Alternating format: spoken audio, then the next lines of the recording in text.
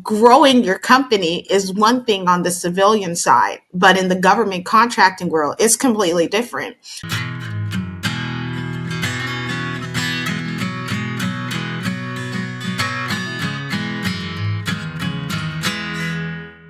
Hey, welcome to 10X Your Team with Cam and Otis. We're a father-son leadership podcast where we talk with other lifelong learners about making an impact and solving big problems and anxiety. We've all got anxiety. We like to put a label on it and say, oh, I've got anxiety. And, you know, folks, if it weren't for anxiety, what the hell would you have? What would you be anxious about? Because isn't that what anxiety means? Anxious? You make something up. Yeah. I mean, it's probably Latin, right? Or maybe French. I don't know. I did not get the email last night with the homework. Sorry about this. Well, you never know where I'm going to go when we start a show. And you got other things happening. You know, you got that list of to do, and that list of to did. And holy crap. Yeah. There's a lot. I can tell you Miss Suzanne just scurried out of here just a few seconds ago because of all the stuff she's got to get done today. But, you know. The way it goes. Yeah. You know, Camden's like, just get on with it because I got to sit down and watch some film because I got things to do. I got anxiety. Folks, if you ain't watching us on the YouTube, get on YouTube when you get home. And look at Camden's body posture as I'm doing this. You want to see nervous energy bottled up. Here it is. Woo, man. When I think of getting things done and got a lot to do, I think of my good friend Rachael, who's joining us today from way down in Houston. I got to get down to Houston because, damn, the food is good. You know, we had Daniel on the other day. Daniel lives in San Antonio. And, yeah, the food in San Antonio is good. But dang. Houston's got it, you know, don't it, Rachael? Because you've lived there for a while now. You found have you found you got like your go-to place, maybe for Mexican, go-to for seafood? You got those places yet? Yes, my husband and I have a list actually, and the thing is, more restaurants keep popping up, so our list keeps growing. Oh man! Well, I gotta ask before we segue out of the food. Then give us like a top two, Rachael. Oh, the rapport, definitely the rapport. And for those, I know it's like cliche, but Papa Do's is amazing as well. But that's like the original Papa Do's down there in Houston, ain't it? Yeah, it is. Yeah. Well, it is so good. Oh my gosh. Papacitos is great too. Yeah. It is. Yeah. Well, and that Papa Do's down there, you're getting the fish, the seafood right off the boat. It ain't getting on a plane and flying up here into Denver and all that other stuff. Yeah, exactly. That is awesome, and that's why you will continue to be my good friend because I know I'm gonna be back down there in Houston. You're gonna have to give me directions. You and your husband that priority list. Oh yeah, look, we'll take you to the spots. There's so many. I'll just have to spend a whole month. We'll just eat out for every meal for a month, right? Yep. Roll me back onto the plane and back at the cargo plane to ship me back to Colorado. You'll gain a good 20, 30 pounds. I got a silly question with that before we get serious, talking about food. Yes. We joke about, like, Vegas. You can only spend like 3 days or so in Vegas. It burns you out. New Orleans is the same kind of thing, but because of the food down there, how long can you last? Because, like, you could probably do like a week in New Orleans and you're not getting back on the plane. That might be a problem. Man. How long can you last in Houston before you hit that critical mass, you know? That's a good question. Well, the thing is, Houston is larger, so you need more time. So you got to spend more time. Yeah.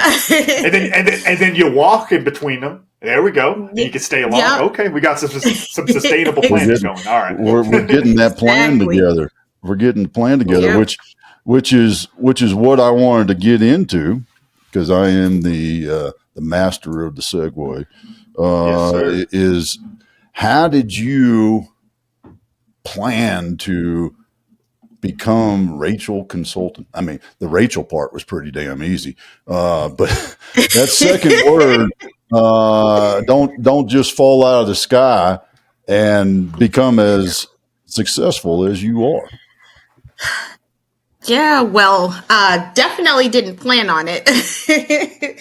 So, I actually was in the army, and in the army, I did a bit of acquisitions. And for those of you that don't know what acquisitions is, it's just basically the government buying product and services from civilian companies or companies outside of the government, basically. And I started seeing I'm all so this glad you money. defined that because Yeah. I was picturing like acquisitions like that, and you and your spec ops guys, that's black site stuff. Like you get acquisition down to the black site. Yeah. Yeah, like I'm used to talking to like so many military, so it's like when I'm like acquisitions, and civilians are like, what is this?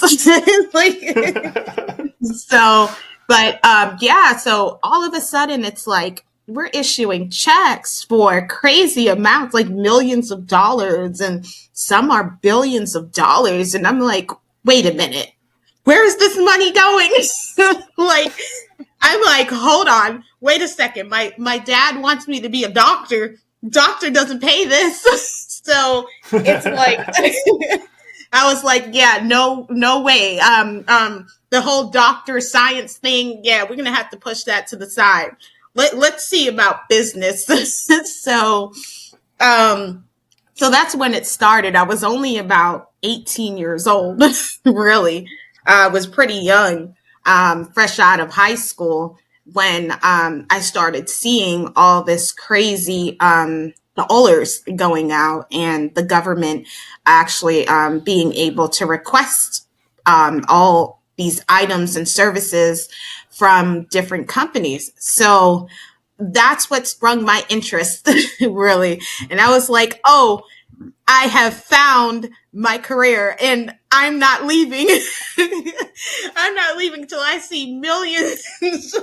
So that's kind of where it really started. Yeah.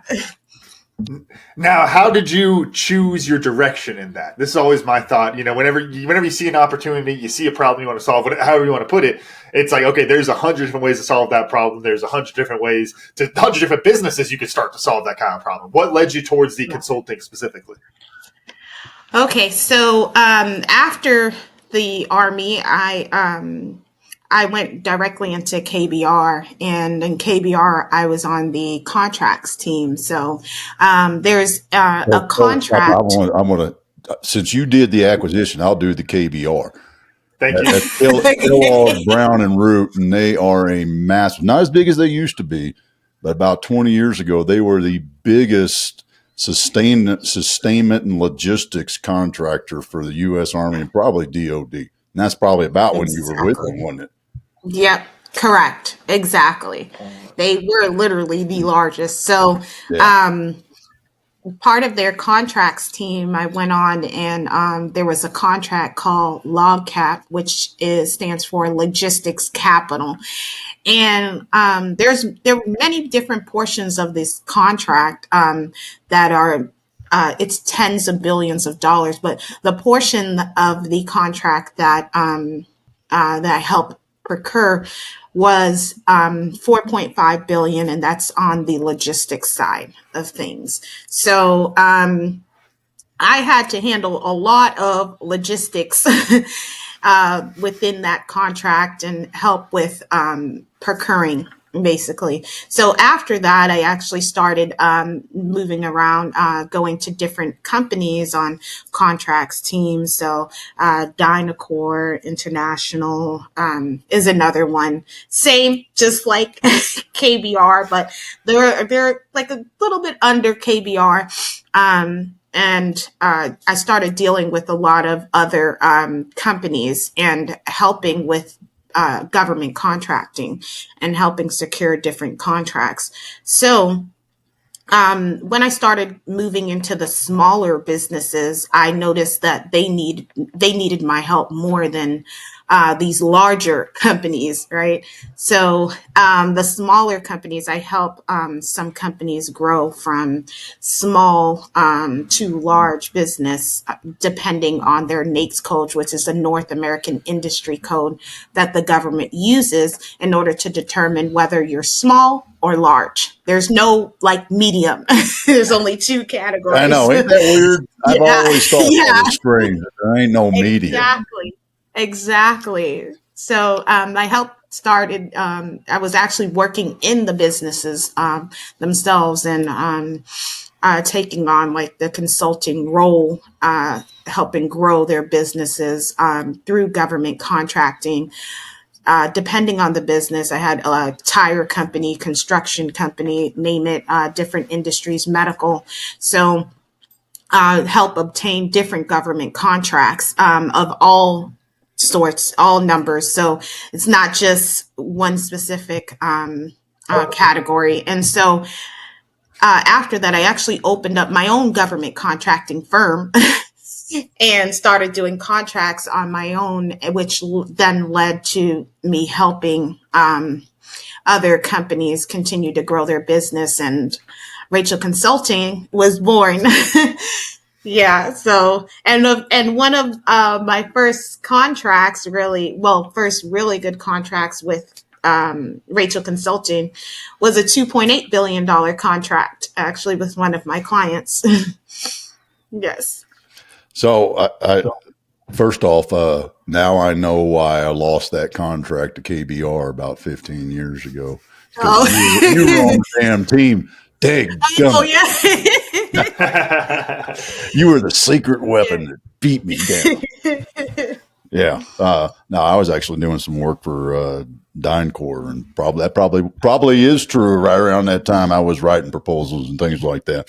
Oh, Uh, nice. I, Okay. I always love this part of because the government contracting business, folks, it ain't like regular B2B stuff. It's very, very different in the process and the timelines and procedures and the T's crossed and the I's dotted, but not too big of a dot and all these sort of things and that craziness that I always talk about.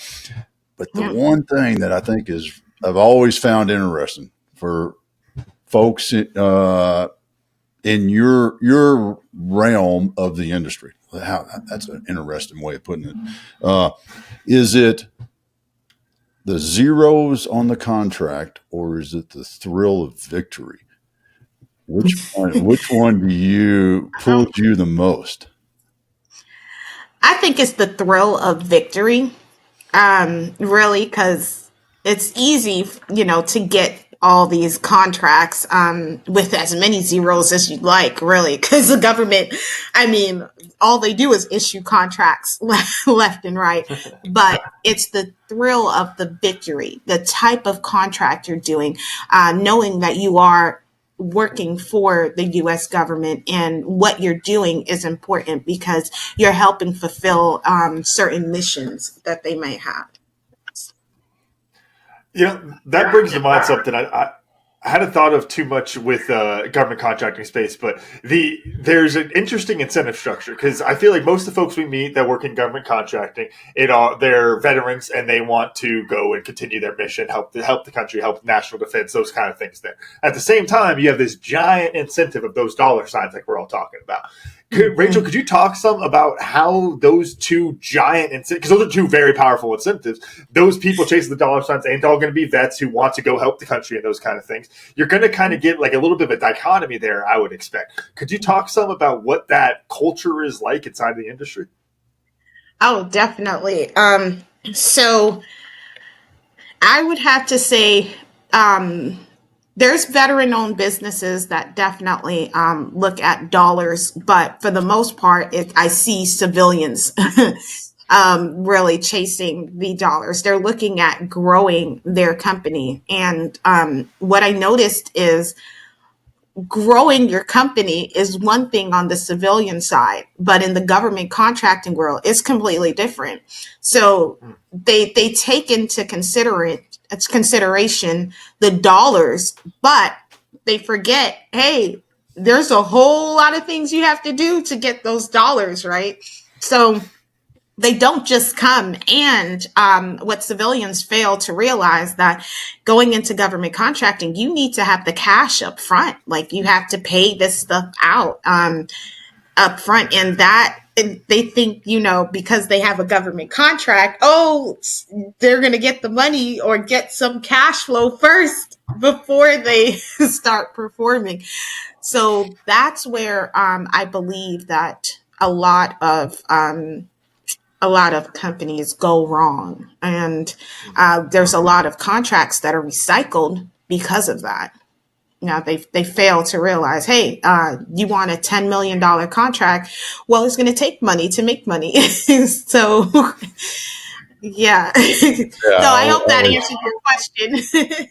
Well, I always joked about that one in the, we're running around the office high-fiving that we won, and that lasts for about 5 minutes, and then it's like, oh, holy shit, we won.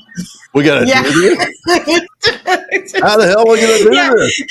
And the checklist is so long. Like, it's like, man, and you only have like this much time. Like it's awake day, night. In the military, we run these crazy shifts, right? Where you have to be awake for 24, 48 hours. And civilians are like, what the hell is this? Like, it's like, it's like, yeah, this is all what it takes to get this contract going. So with that, then one thing that comes to mind there, talking about living that kind of life, and it's, as vets, you're used to it, civilians aren't. Well, if you're building out a team, then you've got to either get a team that's entirely used to that kind of regiment, or you build a business that helps to make that a more manageable, normal 9-to-5 or whatever you want to call it, right? Could you talk some about that kind of the leadership aspect there? Because I think that's an interesting piece. Like, cause you might be like, I'm going to work 24 hours. I'm going to go. And then the guy you hire is like, dude, I want to go to. I got a kid. Like, what are you talking about, Rachel? Like, so there's you can't. Those don't necessarily square up, right? Yeah. It's hilarious. Yeah, because they really don't. They don't go hand in hand, right? So I usually help my clients with kind of the hiring process as well. So one of the things that I encourage my clients to do is hire vets, because they are used to this mission first deal, while civilians are like, hey, I got to pick up my kid from school. I have this going on, and yeah, that is important. But I believe the veterans happen to know how to prioritize properly and how to make sure that the mission still gets handled and taken care of as well. So those individuals are the ones that make the best choices, the best decisions, and help grow a company. I mean, look at KBR. Like KBR, they hire a ridiculous number of veterans.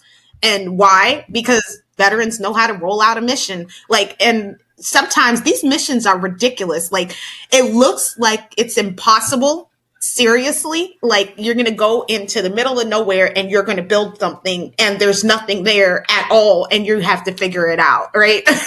There is no how do you do this, or who's going to help me and who's going to give me direction, and looking for management and looking for no, it's figure the shit out. It's literally what it is, right?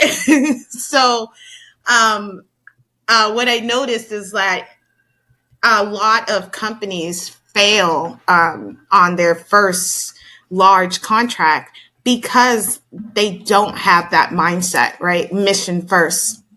So it might be the owner that has that mindset, but what happened, the owner's not doing all the work, right? It's the people. So making sure you have the right management in place is super important. My suggestion, have a vet. they happen to know mission first, right? If there's a 24 hours, 48-hour shift, hey, they're open to taking it. Yeah. Can we've talked about this? Seems to be a recurring theme on the show. A sort of a heal thyself doctor, particularly because what you do as a consultant primarily is you go help somebody fix what they're doing.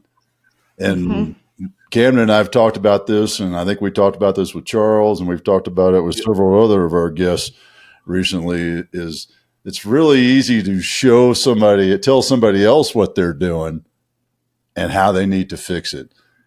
Share with us you held the mirror up one day and go, damn, I need to drink some of my own Kool-Aid and fix what the hell I'm doing.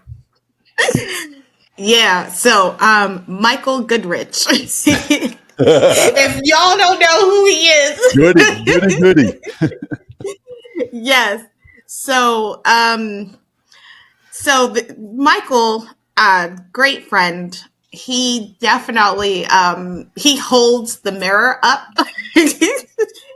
every time I have a conversation with him. Yes. Every time, especially when I am trying to explain something to a client and they're just not getting it. And then he holds the mirror up like, hey, half of the things civilians say you don't get. Like, you don't understand either. So you're going to have to figure out how to speak the civilian language a lot better than what you do, because you letting the civilians know, hey, this, and all of these acronyms without any context, they have no idea what I'm talking about. So Michael's like, you're living still in the military world. And remember, everyone doesn't understand your language. So, and the thing is, I live, breathe, eat DFARS and FARs, which are the government regulation for government contracting. And I don't even watch TV because that's what I'm doing all the time, reading these regulations. So I talk the same way. So it's like super funny. I don't know if anybody's ever read these regulations, but they're not in plain English. So just imagine I'm like I'm a library and that's all I speak, apparently. So that's one. Yeah. Yeah. That just folks, just so I'll add to the description, because I want you to think of a legal document written by a lawyer that works for the federal government. That's the bureaucratic complexity of the simple little phrases that says, make sure you have this in place. Why can't you just say, make sure I have this in place? Yes. Yeah. Oh, yeah. Could you talk some, Rachel, about the solution set there? Because I think there's an interesting kind of, I guess, case study, if you will, or example of the translating like that. Because that's a real thing in a lot of different industries of like, there's this top level stuff and I have to tell you exactly what I'm talking about, Rachel. But if I use all the vocab words, your eye's just going to gloss over, right? So there's a balance there where you have to be able to translate, right? Yep, that's correct. So I have two solutions. So one, if Michael's not available, because I usually will call him and I will tell him all of this and I say, okay, how do you say this in civilian language? That's one. Now the second one is I've used ChatGPT. I'm like, this is what I'm trying to say, but give it to me in plain English to where a third grader will understand it civilian. So I kind of put it all in there. So because I go into these regulations and like I get this puzzled look on my clients' faces. So I'm like, okay, this works a lot better. So now I'm able to elaborate and explain, especially for auditing. So auditing is a beast when you have contracts, and depending on the government agency, an audit will get you kicked off the contract. So trying to make sure that my clients fully understand what I'm saying. And I let them know, hey, please, if you don't understand something, tell me.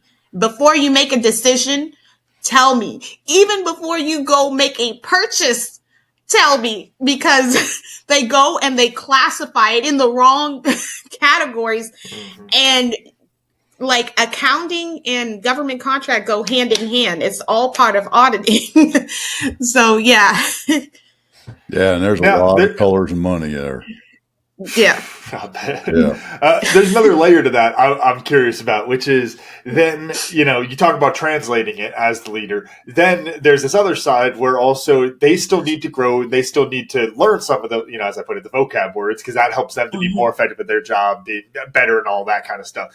What is your balance with the two there? Because I think it's one where it's like a lot of leaders get stuck just translating, and if the leader's not there, nobody knows what the hell's going on. And then there's another other end of the spectrum where I'm trying to hand you the dictionary on day one and you're quitting on day two. So it's like, how do you find that balance there? So I take it slowly. Government contracting is like it's not your normal average business, and the thing is that many clients, when they first start with me, they try to run it as if it is. So what I do is I take it slowly. I do video recordings for them. I pull out a whiteboard and I start painting the picture, and I give it to them in pieces. So this is what we're going to look at first. The very first thing is making sure that you're audit ready.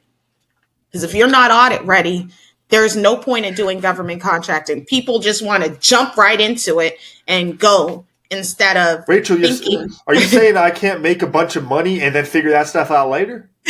No, no. The minute you're awarded, it's pulled back and pulled away. You don't get it no more. So you might see on paper $10 million, and then $10 million is gone the next day. That's literally. The government they don't care how many employees you hired. They don't care what you've done to prep for this. It is gone. It is taken away. So, and they have no remorse. So you get one chance. That's it. So make sure it's right from the very beginning. So that's kind of what I help most clients understand. Like, in the beginning, we're going to do a business evaluation. We're going to take a look at your business. I know you want to hop right into government contract, get this registration, that registration, certification here, certification there, but you don't understand. Those certifications are tax dollars. So once you get those certifications, you have to have certain things in place.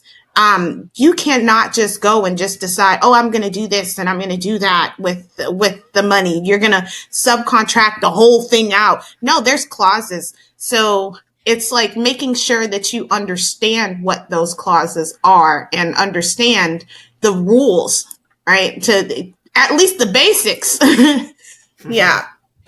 So yeah, it's a lot of learning.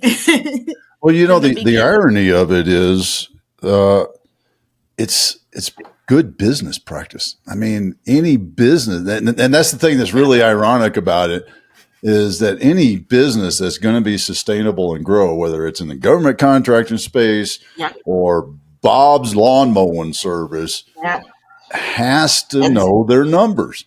The only thing is, when you're in the government contracting space, somebody's coming in and checking your books to make sure that you do know your numbers. But to me, that's the irony of it all, is that we're all complaining. I mean, I walked that path many times, all complaining about all these audits and checks and things like that. But you know what? It's just the government saying, as much as I hate to say the government, right? It's just the government saying, hey, you running this business like you say you are? Are you spending the money that we're giving you to do what you say you're going to do? Because we've all seen them headlines. I just drew a blank on his name. Fat Tony or something like the Navy guy, the Navy contracting guy. That's vaguely ringing a bell. I don't got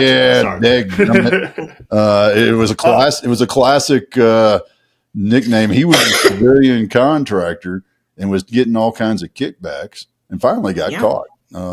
You know, so well, and that gets me to, I was going to say, talk about the irony there. I think there's the other layer of irony is if we talk about what, especially now with, Doge and all the stuff going on with that, the reason that where that all comes from, the reason so many people are so excited about those kind of things, whether they know what it means or not, is because what we talk about is, well, the government's wasting, they're spending money on all these kind of things, and you could just go get a government contract, you do all this kind of stuff that. Do you think, Rachel, that like misperception plays into what you're talking about there of the, like, even though regular business, yeah, you need to do good business practices, and then the government don't care, they're just handing out, they're printing money, and then you get people like that. Is that kind of what you're talking about?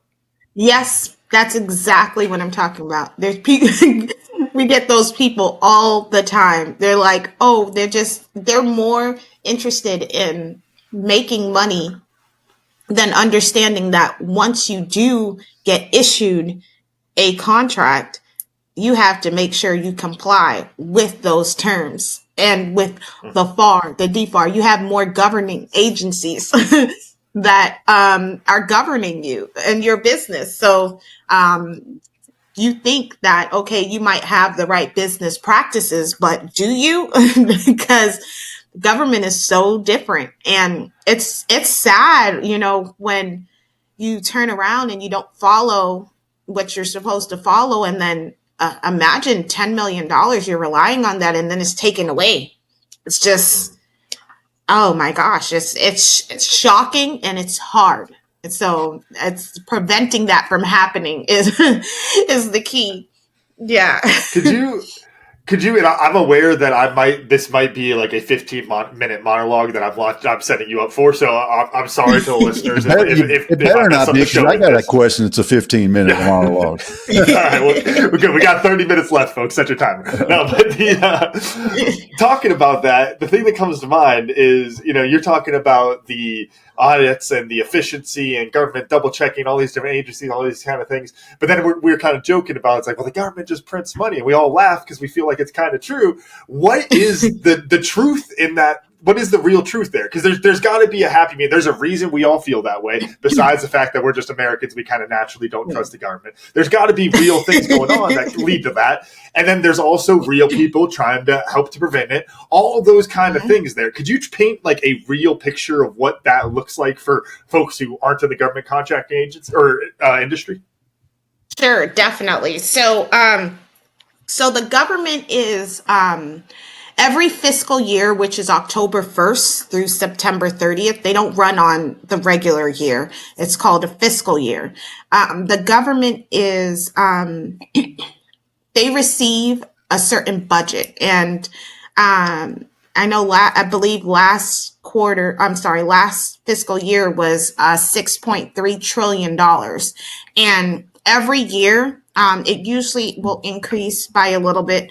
But what many people fail to realize, this money is the tax dollars, right? So the majority of it is our tax dollars.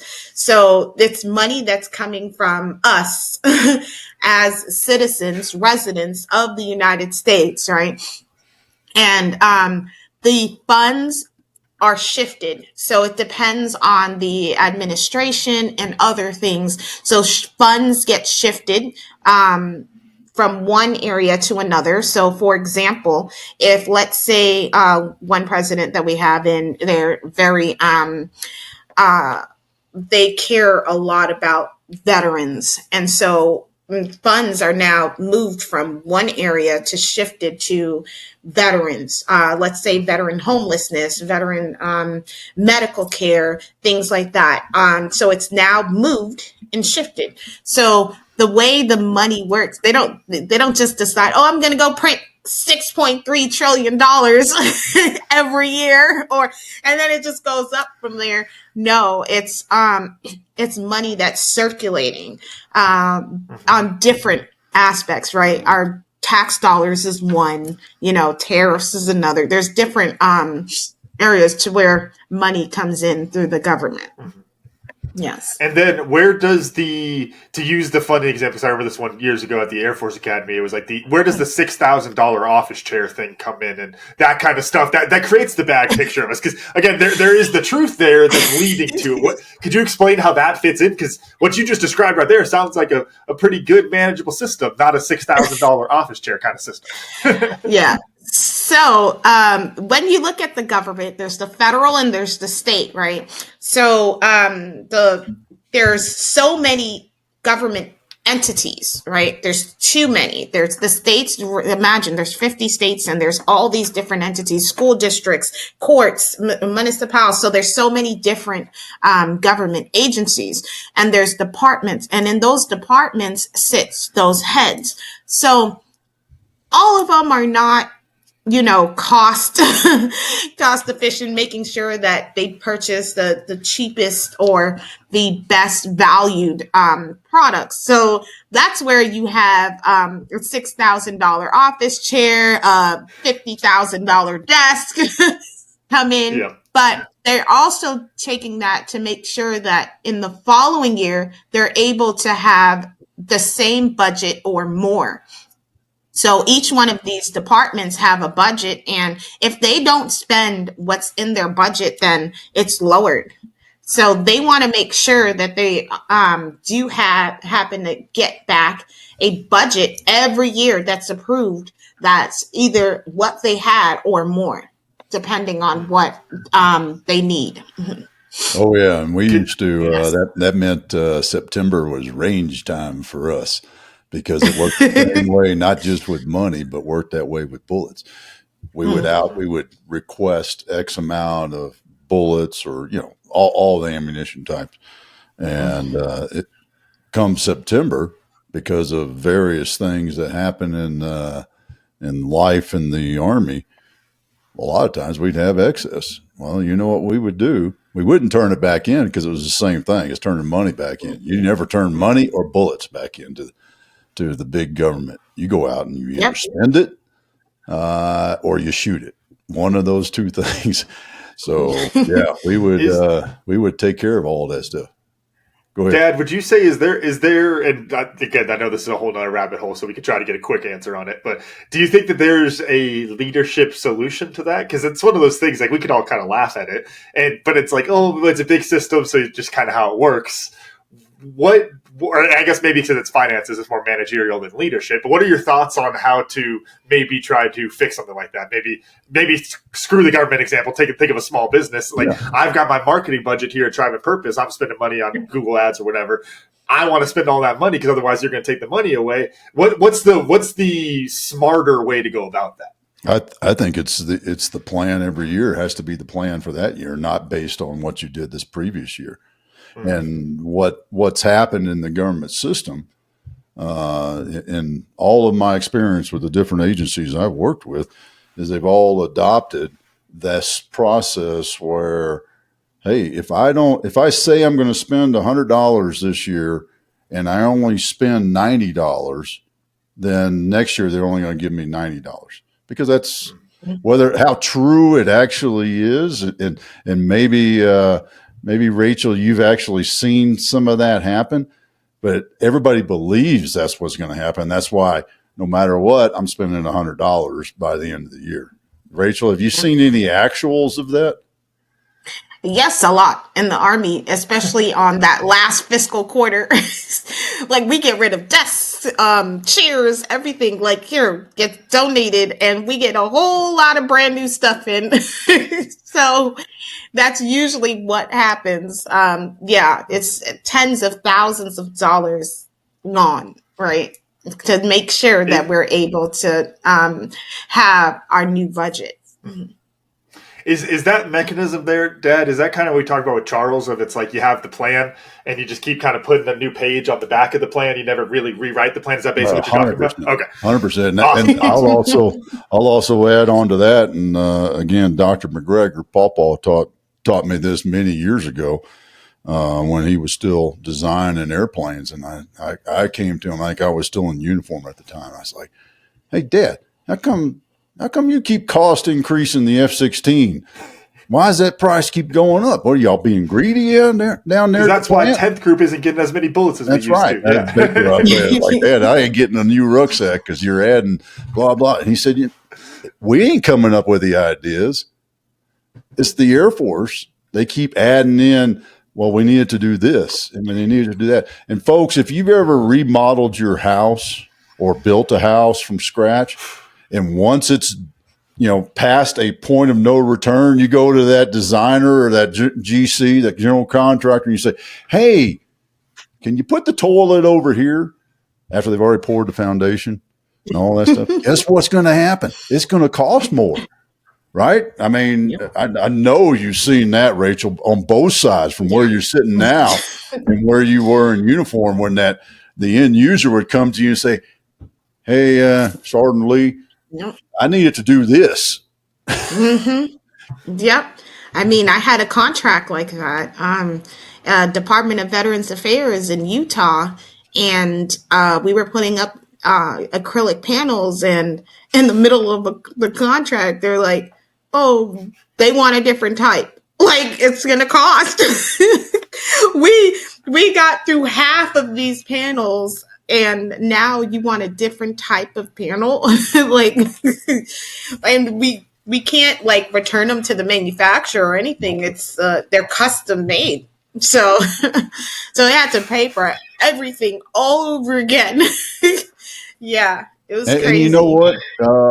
Otis' opinion, the reason they do that store stuff, because it ain't coming out of their pocketbook. I'll guarantee if they were doing their house and they'd laid down half the floor in their house and then came back and said, yeah, I don't like that color anymore. And the GC came and said, okay, no problem. Here's the cost. They'd be like, oh, okay, I'll deal with that color. Right? Yeah, exactly. I mean, exactly. Yep. All right, I'm going on a weird one here. It reminds me of there's an old Freakonomics episode. They talk about government contracting and like infrastructure projects. I think this is in the UK where they had this system where basically they had this database of all of the contracts that they've given out for X thing. You want to build a mile of highway. Here's every project that they're built a mile of highway. Here's their costs. Here's what you get to be paid. And it's right in the middle. And they do that as a way of averaging so the price doesn't jump and all those kind of things there. I'm trying to think, how do you tie that to that guy's paycheck then? Because that's the thing is if you're jacking it up, you're the one jacking it up, then you're screwing those things up. You're screwing over the government contractor. You're screwing over the taxpayers. You're screwing over everyone else there. And you are siloed from that financial impact is I mean, this is a very weird solution there, but do you tie that guy's salary to the contract itself in that kind of a way? Is that a change that we need to go pitch to somebody? No, I want to throw this to Rachel, but I'd say I have experienced the government coming back and saying, you can't pay somebody that and have them do this. Literally, I've seen that. Rachel, how about you on that? Yeah, there's definitely been a lot of contracts that are like that. The government tells you how much you're able to pay these individuals. There's a list actually, and now you don't meet that. It's crazy. If you don't meet that and you're not paying that individual, then you better go back and from the time you hire that individual, pay them out all of it. Yeah. So it's crazy. Rachel, I want to ask you to share kind of a how-to, if you don't mind. So I was trying to think of his name, but I can't come up with his name. So we'll just say Forrest. Forrest is getting out of the Army. I was trying to think Bubba Gump's real name. I was going to use that since that's what we were talking about earlier this morning, right? Shrimp boats. But Forrest is getting out of the Army, and Forrest wants to start a government contracting business. Could you give Forrest kind of a handful of steps, however much you want to share? Let's not go down the 10-year plan, but all right, dude, go here, do this sort of thing to help them get started right. Okay. So the very first thing I will tell Forrest is find, go to the SBA or PTAC. I think now it's called a PTAC, which is a procurement office for small businesses. A lot of business owners that are trying to start with government contracting. That's where they usually go. It's free. So go there, and you want to start attending those classes. So there's a lot of different government classes, and it helps someone that is coming out that do not understand the world of government contracting. It helps them understand the contracting arena. And then after you start going to these classes, the next step is to register your business. After you have your business registered in whichever state you're in, then the next step is sam.gov. So sam.gov is a federal system, government system for anyone that would like to do government contracting on the federal side must register in that system. The next step is to register to do business with the government in your state. So the same state, same thing, but it's state specific. So make sure that you have both registrations. And next is like really trying to figure out, find your NAICS code, find your niche, and ensuring that that NAICS code now matches what you're doing. So making sure if it's, let's say, for example, painting. So you have your painting NAICS code, and you know that you start researching who is buying what you're selling. So if you're doing painting, so what government agencies are purchasing that? So you look on your state, you look also in the federal market, and you start going to in your area. There's meetings. So let's say, for example, Houston. In Houston, there's an LBJ project, right, which is a large hospital, that a cancer facility that will be built, one of the largest in the world. So start going to those different meetings, start seeing what meetings are out there within your area. That will help you to get onto like subcontracting, because that's basically where you want to start. If you're just starting, you don't want to just look at, oh, I want to jump in to be the prime. Nope. I want to be the painter for that entire hospital. Yeah, wow. Yes. I know it might look good, like 50 million, $100 million, but you literally have zero, right? So you can't just jump. So let's start small. Let's start at, 20,000, 50,000, 100,000. That's manageable. And then kind of move up. And there's a lot of requirements. So making sure that your business gets registered for all those different requirements. You need insurance, you need a lot of different things that you might need in your business based on what your business does. Awesome. So that's folks, one of that's those $1 step by million step. plan right there. You Yes. pause that, rewind it, hit the back 15-second button on your truck panel there, and listen to that again and again, because that right Yeah. there will help make you successful. I just got to know, as a dad, how's dad doing? Is he okay with what you're doing as a business person, businesswoman, instead of a doctor? Is he okay with that? I'm talking to you, You know. Dad. We're on the same So team. So my dad, he owns a construction company. So he's been running this business for so many years. Um, so I kind of learned a lot on how to run a business with him. He was bringing me on to all these different construction sites, and pricing out, costing out, building plans. So I started early.